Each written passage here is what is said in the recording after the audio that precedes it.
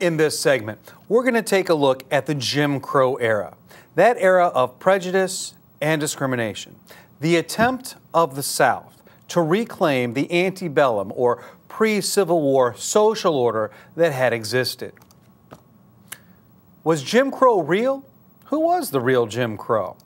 Jim Crow is the name of a minstrel character who became associated with what came to be known as the Black Codes, the laws of segregation. And they took away many of the rights which had been granted to the blacks through the 13th, the 14th, and 15th Amendments. Questions to keep in mind as you view this segment. How did race relations in the South change after Reconstruction? And what was the African American response? We need to know that discrimination and segregation against African Americans intensified and took new forms in the late 19th century and early 20th century. As we take a look at the discrimination and the segregation against African Americans, we know that laws limited African American freedoms. After that period of Reconstruction, many Southern state governments passed these Jim Crow laws, separate facilities for the races in public places. That's what we classically consider the Jim Crow laws, those laws of segregation.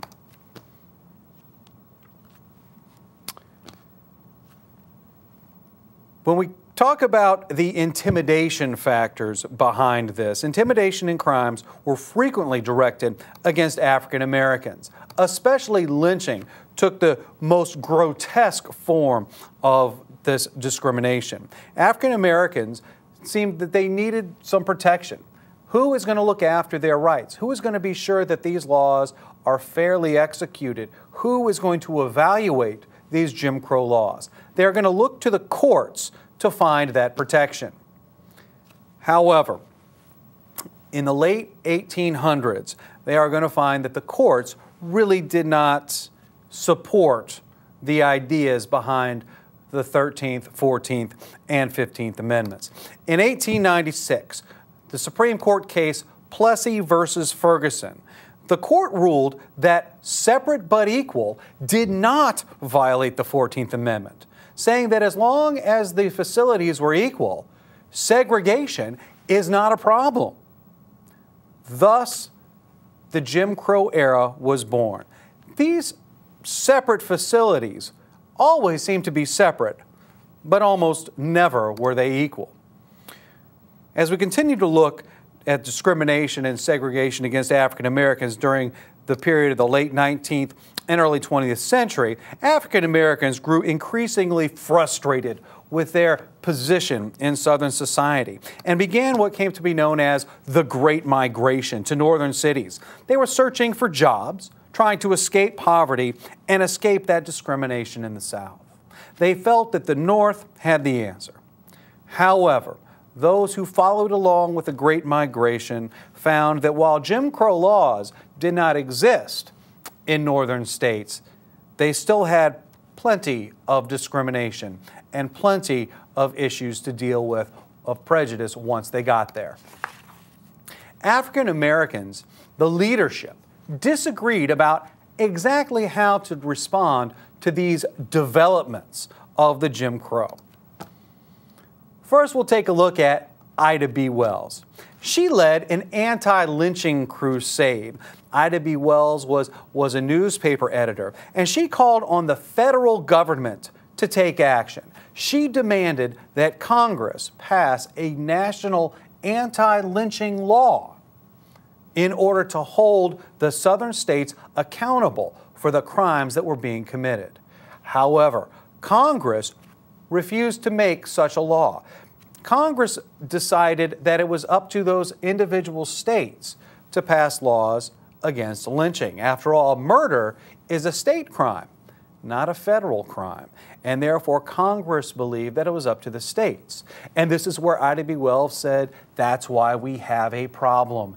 It is the states that are doing it. This is happening in places where we have Jim Crow laws, and therefore we're not being protected. Congress would not hear of making such a law. Another leader of this time was a man named Booker T. Washington. Booker T. Washington was actually born a slave right here in Virginia. Booker T. Washington believed that the way to equality was through vocational education, economic success, and he believed that we should socially accept separation, that we should not make tremendous demands quite yet. Growing up and living in the South, as Booker T. Washington did not want to see a backlash from the white community.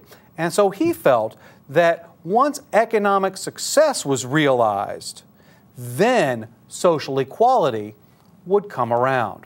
Once white America was competing for black America's dollars, that's when change would really happen. W.E.B. Du Bois did not have the same background as Booker T. Washington.